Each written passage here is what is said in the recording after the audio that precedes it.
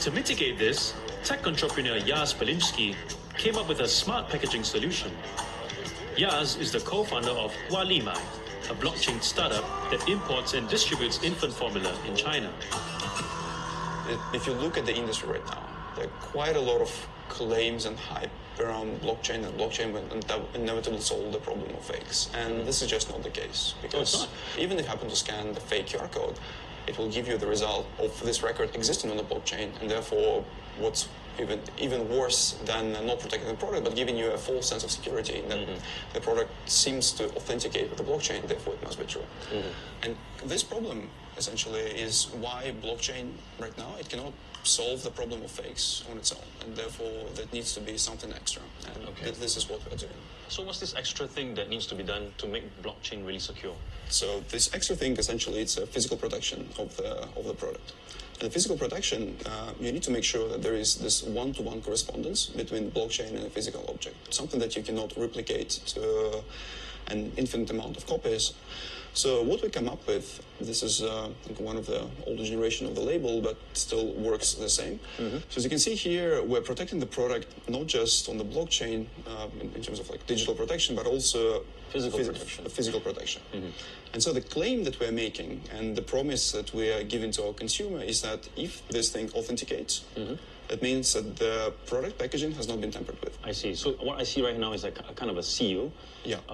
This looks like some kind of electronic device under the seal. So basically, yeah. So this is a label, right? So it is based on NFC technology, and what you see in the electronic circuit here is essentially an antenna which is connected to an NFC chip. As I was doing, as you could see this dial kind of filling up with the percentages, you know, this is when the data exchange happened with the blockchain, and all the information has been checked with the blockchain. So this is what the consumer sees, right? So this is all the standard things. So tracking logistics information, some things about the product, and whatever you want to put in it. Okay, that's like a huge list of, what are these actually? This are the scan locations. Essentially, we use this as our testing sample. So whenever we have taken it in any of our travels for demonstrations, it would be registered on the blockchain. Oh, I see. As a scanning event. Okay. Oh, I see.